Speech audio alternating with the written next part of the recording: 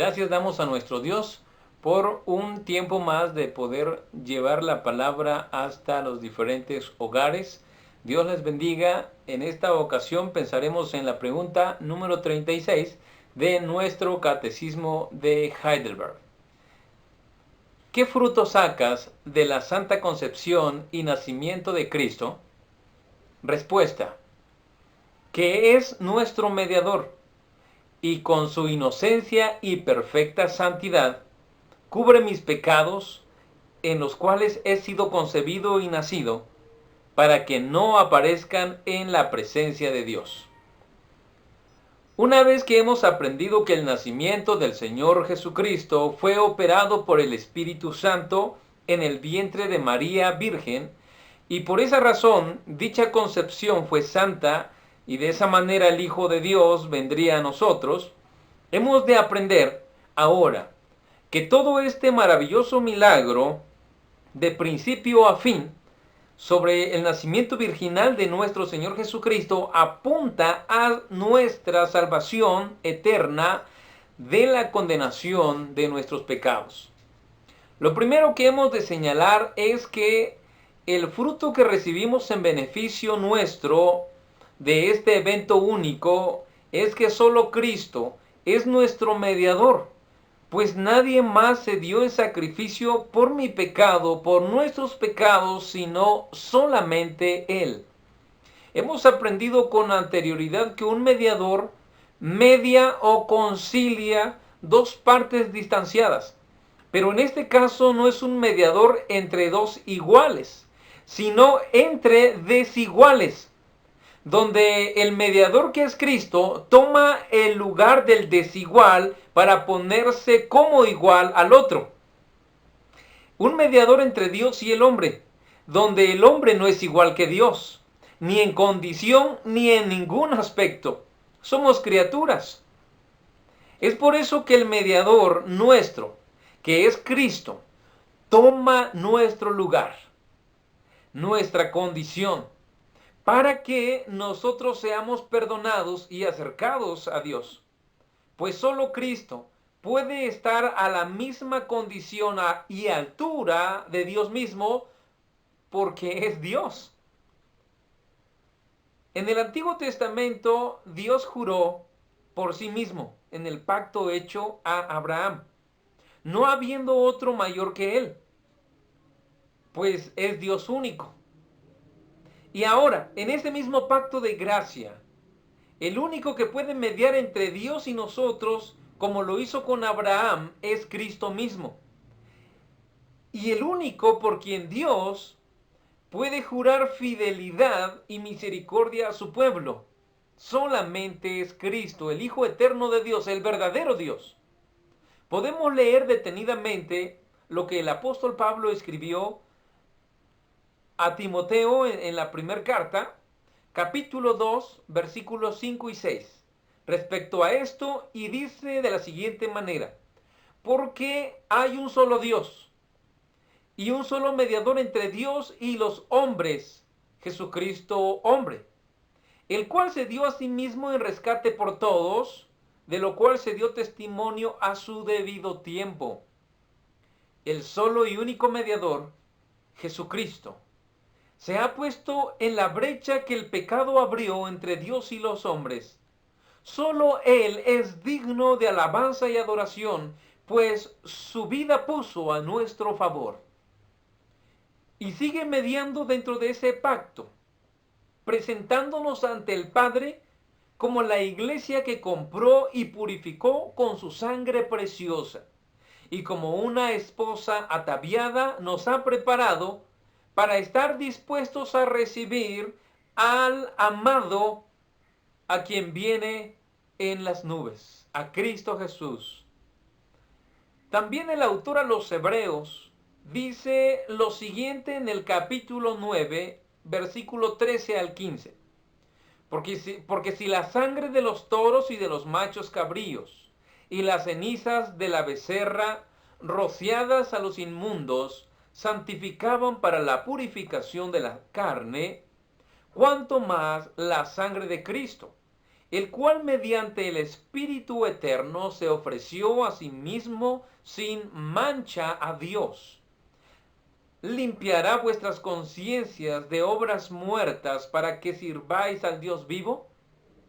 Así que, por eso es mediador de un nuevo pacto, para que interviniendo muerte para la remisión de las transgresiones que había bajo el primer pacto, los llamados reciban la promesa de la herencia eterna. En el Nuevo Testamento aparece tres veces la palabra mediador en relación a Cristo. Y cada uno de ellos describe la función y la misión reconciliadora entre Dios y el hombre de acuerdo a su voluntad. Este mediador acerca el cielo a la tierra. Este mediador trae lo eterno a la temporalidad. Es el mediador de una alianza mejor y nueva. Él es la ofrenda de nuestra reconciliación con el Padre.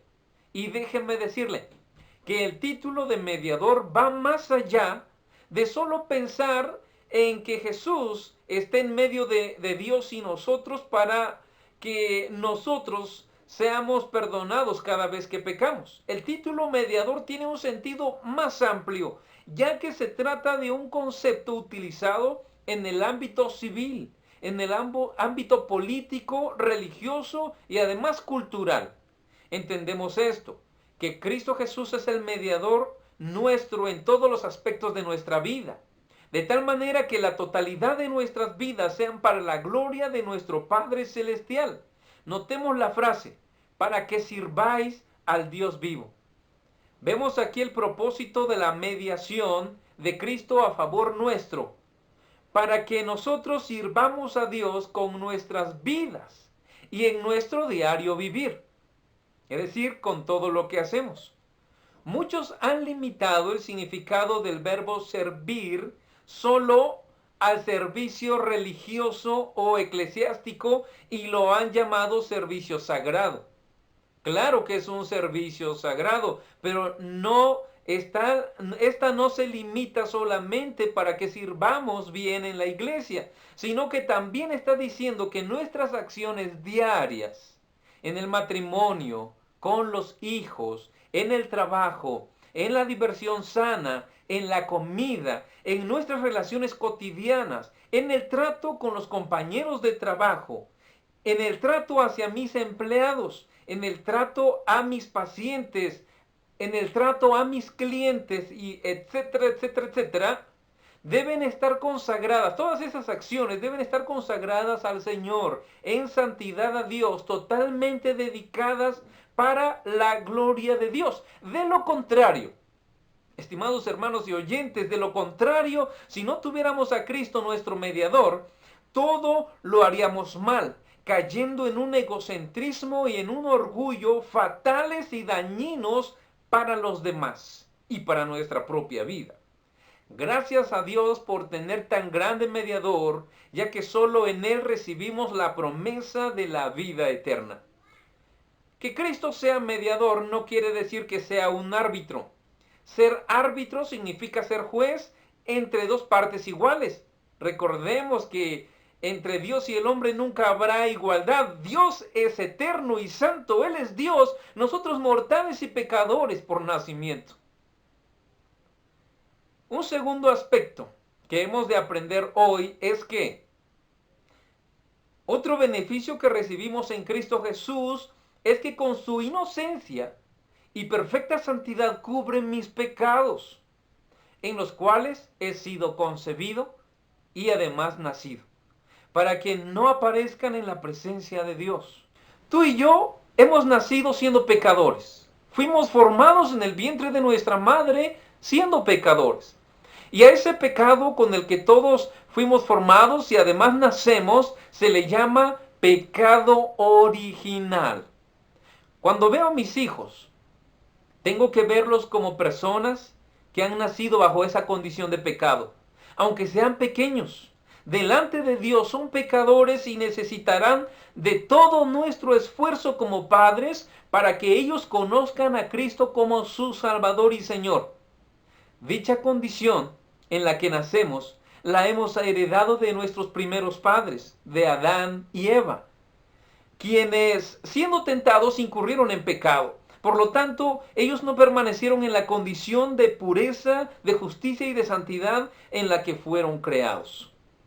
Acompáñenme a leer lo que el apóstol Pablo escribe a los romanos en el capítulo 8, versículo 3 y 4. Y dice: porque lo que era imposible para la ley, por cuanto era débil por la carne, Dios, enviando a su Hijo en semejanza de carne de pecado, y a causa del pecado, condenó al pecado en la carne, para que la justicia de la ley se cumpliese en nosotros, que no andamos conforme a la carne, sino conforme al Espíritu. La Biblia es clara respecto a nuestra condición, que todos estamos lejos de la gloria, lejos del resplandor de Dios. Por lo tanto, al nacer lejos de ese resplandor de Dios, somos culpables, somos reos de muerte, por lo cual la santa ley de Dios, siendo perfecta, exige perfección en nosotros, y al no hallarla, nos condena a la muerte sin excepción. Por eso Pablo dice que era imposible para la ley. ¿Qué es lo que era imposible para la ley? ¿Acaso la ley es imperfecta y es incapaz de hacer algo? De ninguna manera. El término imposible aquí se emplea para decir que el resultado que nosotros obtendremos al querer justificarnos, es decir, al querer librarnos de nuestra culpa por la ley, siempre será la muerte. El resultado siempre será la muerte. Porque es necesario que el que se quiera salvar por las obras de la ley sea perfecto para cumplir perfectamente todos los términos de la ley de Dios. Y nosotros, siendo carnales e inclinados siempre al mal, solo acarreamos condenación a nuestras vidas. Y es aquí donde Jesús, el Hijo de Dios, nuestro mediador, tomando la semejanza de hombre, con un cuerpo de carne como el tuyo y el mío, pero sin pecado, pudo condenar al pecado que nos alejaba de Dios. ¿De qué manera? En su propio cuerpo, de carne, para que de esa manera, creyendo en Él, seamos declarados justos. Tenemos aquí la doctrina de la justificación, la cual consiste en hacer una declaración de la inocencia de una persona ante Dios. De culpables pasamos a ser justos por la obra de Jesucristo. Notamos eso, no por nuestras obras. Y esto es una sola vez y para siempre. Pero la evidencia de que hemos sido justificados es que empezamos a andar en el Espíritu y cada vez menos en las obras de nuestra carnalidad, la cual cada día está y debe ir muriendo en nosotros. Para esa mortificación del pecado que Cristo ya comenzó en nosotros, vaya avanzando en nosotros, debe ser ahora nuestra responsabilidad. Escuchamos eso. Es nuestra responsabilidad ir mortificando ese aspecto, los aspectos carnales que aún hay en nuestras vidas. En Segunda de Corintios, capítulo 5, versículo 21, leemos lo siguiente: al que no conoció pecado, por nosotros lo hizo pecado, para que nosotros fuésemos hechos justicia de Dios en él. Nuevamente, el apóstol Pablo habla de nuestra justificación por la fe en Jesucristo. Y esto por la acción redentora de Cristo nuestro mediador. Y para ser nuestro verdadero y único mediador, se tuvo que humanar, eso es claro. Pero es necesario entender que fue en esa condición de humano que fue contado entre los pecadores, ya que en su cuerpo de carne tomó nuestros pecados. La frase que dice por nosotros lo hizo pecado tiene que ver con la acción de Cristo. La acción de Cristo de hacer propio mi pecado y el tuyo y el de todo su pueblo, para que así fuésemos hecho justicia de Dios en él. Dicho de otra manera, para que nosotros seamos llamados cristianos. Para eso Cristo se apropió de tu culpa y de mi culpa y lo llevó en la cruz, condenándola eternamente y para siempre. Solo de esa manera somos declarados justos y sin culpa ante Dios, y para que vivamos cada día como es digno de este llamado. También encontramos esta enseñanza en Gálatas capítulo 4, versículo 4 y 5. Pero cuando vino el cumplimiento del tiempo, Dios envió a su Hijo nacido de mujer y nacido bajo la ley, para que redimiese a los que estaban bajo la ley, a fin de que recibiésemos la adopción de hijos. Entendemos que el Hijo eterno de Dios fue enviado del Padre eterno para rescatarnos de la maldición. Notamos aquí que la frase estaban bajo la ley tiene que ver con la condición en la que nacemos condenados por nuestro pecado original. Pues la ley es buena, nosotros no. Por lo tanto, la ley nos condena y el querer justificarnos al cumplir la ley, caemos bajo maldición porque no podemos cumplirla. El no cumplir fielmente la ley que es buena hace que cada día vivamos más lejos de Dios, sin esperanza y sin salvación. En Primera de Pedro, capítulo 1, versículo 18 al 19, leemos esto. Sabiendo que fuisteis rescatados de vuestra vana manera de vivir, la cual recibisteis de vuestros padres, no con cosas corruptibles, como oro o plata, sino con la sangre preciosa de Cristo, como de un cordero sin mancha y sin contaminación. Esta vana manera de vivir, de la cual fuimos rescatados, se trata de una vida sin sentido, donde nada de lo que hagamos llena el vacío que hay en nuestros corazones. Es como aquella mosca que ha caído en la telaraña. Mientras más se esfuerza por salir de allí, más se enreda. Del mismo modo, todo esfuerzo humano para acercarnos a Dios sin Cristo como mediador de nuestra vida, nos aleja más y más de Dios y nos hunde más y más en nuestro pecado. Solo en Cristo, el verdadero mediador de una nueva vida, es que tomamos nuestra verdadera dirección. Piensa por un momento, ¿qué dirección está tomando tu vida?